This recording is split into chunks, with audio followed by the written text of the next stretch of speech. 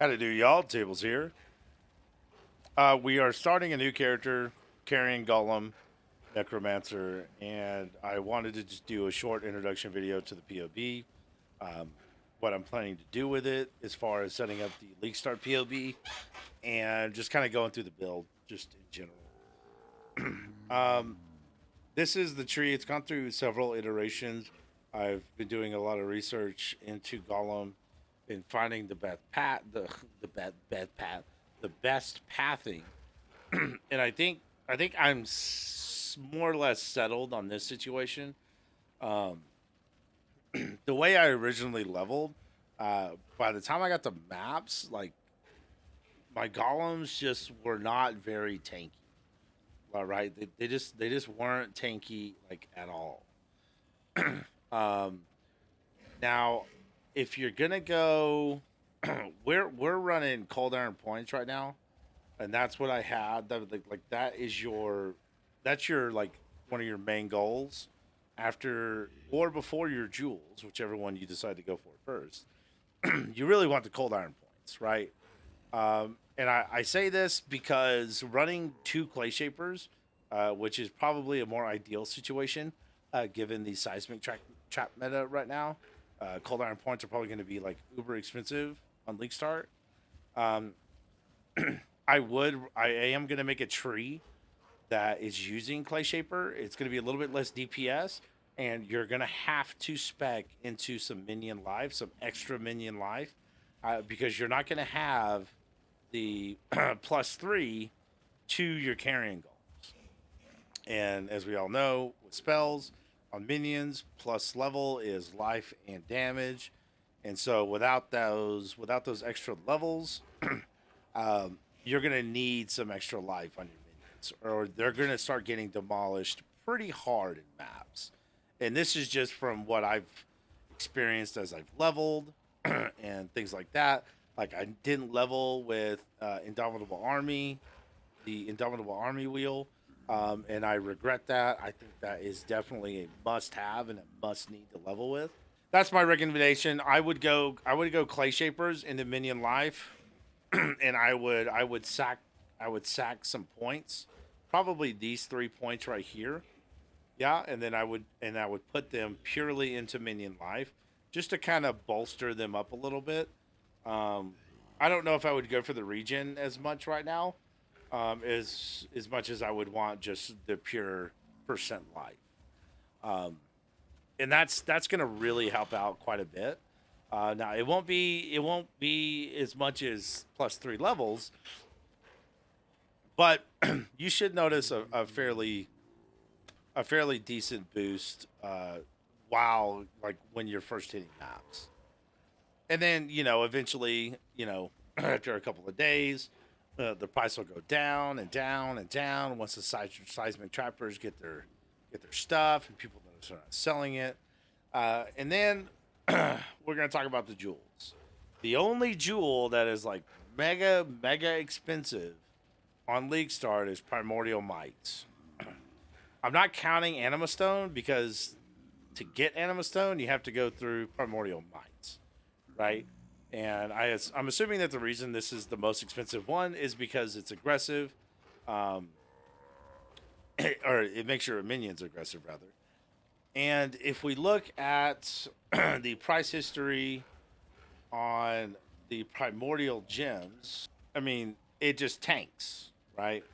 But if we go to a 30-day, I mean, on League Start, it's just massively expensive. But you see it just taper off.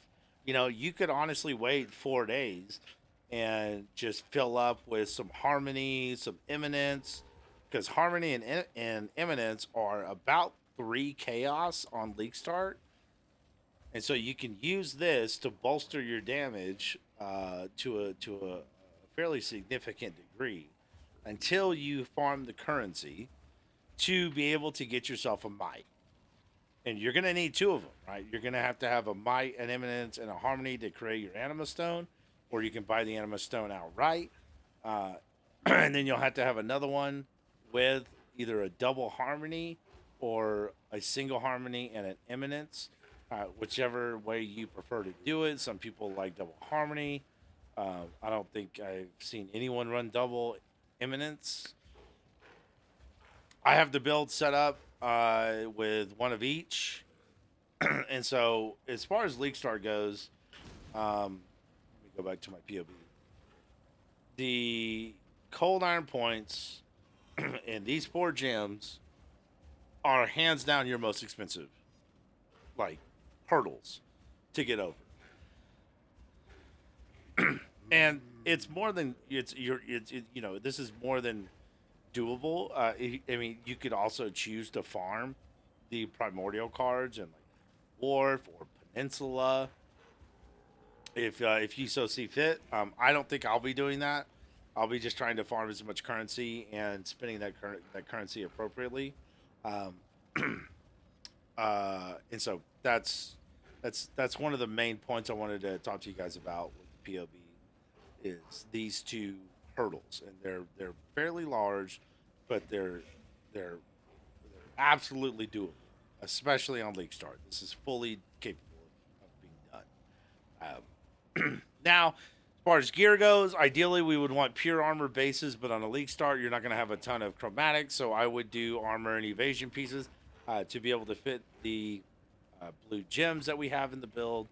And if you have one that has more red than blue, then obviously you would go, like in our boots, for example, we would go for just a pure armor base, as with these Titan Greaves. I would say go with a full dex neck instead of a citrine. We're not really going to need a ton of strength for this build, and we're going to be fairly dex starved. So you could honestly go for like a 30 dex neck, and that would really help out and go a long way in terms of meeting your dex requirements. As far as the unset rings go, we only actually need one. I just haven't changed the other one. If you can find one with +2 in strength, that would be ideal. Your chest, the way we have it set up, you can put another couple of resists on there if you need to.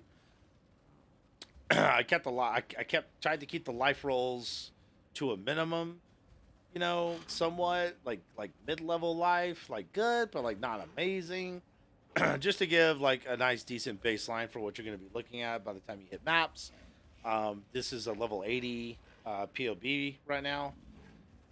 And so that pretty much covers the gear, more or less. Hopefully you'll get lucky with an Abyss, an Abyssal Depths, get a Stygian Vise, and then you can gain some more. If you're lacking on some attributes or whatever, you can pick that up off of an Abyssal Jewel. As far as our links go, it's honestly a lot of the same compared to the Zombie Mancer. The only difference is we are not going to be running Impale.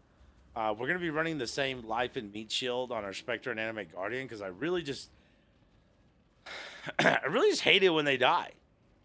Like, my Animate Guardian on my Zombie Mancer has never died, and he's got some pretty decent gear, and so he might die without these 2 support gems. So I don't know. I just like to be extra cautious, and I don't like having to keep summoning my Spectres. I can't stand it. It's a pet peeve. So I just like to keep them as sturdy and thick as possible. As far as Carrion Golem goes, we're actually going to dump. We're going to dump Impale for minion damage. And we're also going to add in melee physical. So this is our main setup. I've gone through Impale. I've done a bunch of different combinations. The fact that we're going to be scaling crit with precision, a crit damage ends up being a really, really, really strong gem for us. And I really like the way this setup is. And it works out even better because we can get awakened minion damage, awakened melee, awakened brutality. It gives us more of a ceiling for upgrades than, say, in the zombie build where I can only have like 2 awakened gems. But really it's just 1 because multi-strike awakened is like 50 EX, right? So we get a little bit higher of a ceiling and we get more options for upgrades without going Impale. As far as our zombies go, eventually the zombie will go into the helmet slot, and it will replace both of these. This will be Feeding Frenzy, and then this will be a zombie because we're gonna have like some crazy, +2, +3 with minion life and all that good stuff. So it'll be like a 5 or a 6 link helmet. And that way the zombies will stay alive. We'll still get feeding frenzy, the specters, the guardian will stay alive. But with it being a league starter, we're gonna link zombie, defeating frenzy, maim, and minion life so that they stay alive. We're gonna run dread banner because for some reason, even scaling a little bit of impale is more than like war banner or something. And pride, generosity, and precision. You could you could sacrifice precision and levels on your vitality for skitterbots, but I don't know. I kind of like scaling precision. You actually don't even need precision for accuracy. We're really only doing it for the increased critical chance, which is about 8% total, which puts us very close to 60% crit on our minions. So, I mean, if you really wanted to, you could do summon skitterbots, but this is the way I'm going to do it. I think towards the in-game build, I think skitterbots is honestly going to be the way to go. Just because scaling that shock, or having that shock to increase our damage is going to be more beneficial than precision. Like having another 8 or 9% crit. So, but for now, I think precision is the way to go. I think I like it a lot. The accuracy is whatever. You don't need it. With or without it, you're going to be at 100% accuracy, mainly because of Great Pack. And then in our unset ring, we are running Determination. And with all this achieved, we have 36 mana available to us. 4% unreserved. And so Vitality at 20 and Precision at 18. We have to have 36 because we have to make sure that all of our castable skills like Convocation, Flame Dash, and specifically Flesh Offering can be cast. Out of all those, and Assassin's Mark as well. Out of all those, Flesh Offering costs the most at 34 mana.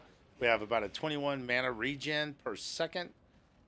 So you shouldn't have any problems casting, at your leisure, which is part of the reason why I opted, instead of spending some more points and going to Constitution to get a little bit more life, I opted for the quick recovery tree for the extra mana regen to make everything just a little bit more smoother, because we are so tight on mana. And that'll be a little bit more improved as you level and whatnot. So now, as far as the tree goes, you'll level the same as you always have. Between Act 1, you're going to go straight for Grave Intentions, Indomitable Army, and Lord of the Dead. Obviously, you'll hit Lord of the Dead. I personally like hitting Lord of the Dead first, and then going Grave Intentions, and then going Indomitable Army. Just to, running it this way just makes the Act 1 boss so much easier, especially if you're running solo. And then you can come up here, follow the tree around, get another zombie, and then by the time you hit Act 4 and you get your first Golem, you can go ahead and get Golem Command. Now, by the time you hit Act 4, some of the things I noticed, and I did write some notes down, before you fight Piety, you really need to do your first lab. I would really recommend you do that before you hit Piety. I forgot about it because we were just blazing through everything. But Piety fucking kicked my ass. And she just absolutely wrecked all of my zombies. So, try to get your levels up. Try to get yourself a 4-link. If at all possible, I would really prefer it if you guys got a 4-link for the Piety fight. If you want Clay Shaper level 41, if you happen to know somebody that dropped one or you happen to find one cheap, you're going to have to get more strength on the passive tree or on your gear. Hands down. It requires so much strength. But if you can find a Clay Shaper to level with, that would be badass. And that would make your leveling experience so much better. Because I honestly think that like going straight into maps, Clay Shaper 100% is the way to go. 110,000%. If you happen to drop a cold iron point, even better. You can run one of each, or you can just run dual cold iron, however you want to do it. The Golem defense needs more life in Act 4. Period. Your Golems are fucking trash. They need levels. I would almost recommend for leveling, if you're going to switch to Golems early, like I did, I personally would run Summon Carrion Golem. I would run Brutality. And I would run Minion Life. So Summon, Minion Life, Brutality, and Multi-Strike. That's what I would run. I don't think I'm running that right now. I'm trying to think. No. I'm running melee physical, multi-strike, minion damage, and carrion. I would honestly sack the minion damage for the minion life. Like, having gone through this whole process now, that was one of the things that I noted. Was they're just weak as shit. They do a great damage, but man, do they get shit on. But I also, you have to understand that I also didn't level with Indomitable Army. So having this probably helps a ton with that. So, adjust accordingly how you see fit. If you feel like they need more life, give them more life. If you think they're okay, then they're okay. Mana reservation, ultra important. That's how we're able to fit all these auras. You got to get your sovereignty, and then you got to get the reservation mastery. And then we come down here, and this build, your determination is not possible without the aura, the armor mastery, the determination mana reservation efficiency. And that's pretty much the build. Commander of Darkness, a natural strength, bone barrier, pretty standard, typical. Ravenous Horde on your anoint. Your damage is going to suffer somewhat, right? Without Ravenous Horde, but it's not a huge deal. It's not going to make up that much damage. And it does cost a golden, and goldens, historically on League Start, uber expensive. So adjust accordingly. You should know, depending on what necklace you have, whether or not it's worth it for you, if you're going to be upgrading it soon or not. So this is the build. I'm pretty happy with it so far. I'm still going to be tweaking it here and there. I bought all this stuff. I bought my jewels, Primordial Might, Amethyst Stone, Harmony. Cold Iron points were like 3 chaos apiece. But we're also 2 weeks into the league, right? This is a totally different story when it's a league start. I'm doing like tier 2, tier 3 maps, just because I'm just kind of dicking around. I feel like this is more than capable of doing tier 5, tier 6 at the moment. And we're only level 71.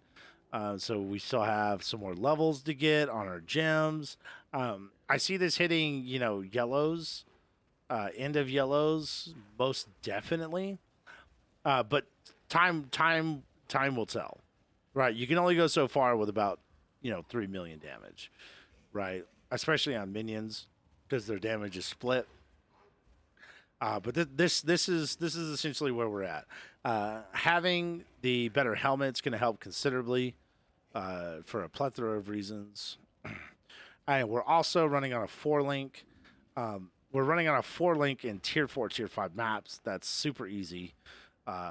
Going to a 6-link, I see no issues hitting yellows and early reds. As far as in-game reds, tier 16, tier 15, tier 14, I'm not sold on it. I need to test it, right? I need to get the build up there to fully give you guys an understanding of, when you see a League Start POB, is it, how far can you really take it, right? And then you have to consider like Ashes of the Stars, which is really, this really just makes this build what it is. And that's going for about 50 EX. So I'm just gonna take it one step at a time. I'm gonna focus on the league start and get that hammer down, and then we'll start making like either a mid tier or just skip directly to like a full in-game setup. You know, minimum 40, 30, 40 EX build, which is pretty much where the Zombie Mancer is currently. I think I spent about 30 EX on the Zombie Mancer. And 30 EX on this versus the Zombie Mancer, this should go considerably further. So that's it. That's the build. I hope you guys enjoyed. I will be doing regular updates on this build as often as I can. And I'll be sure to keep you guys posted. I'm excited for a new build. I've been wanting to play Carrion Golems since I saw a video on it, like right before the league started. But I had like fully committed to the Zombie Mancer build at that point, so I wasn't going to change. So this was one of my goals. Besides having a successful league start build, we accomplished that. So now I want to get the Carrion Golem off the ground. So if you guys enjoyed, be sure to like and subscribe. It's always appreciated. Y'all be good, and I will talk to you guys very soon. Hope you guys enjoyed. Y'all take care, okay?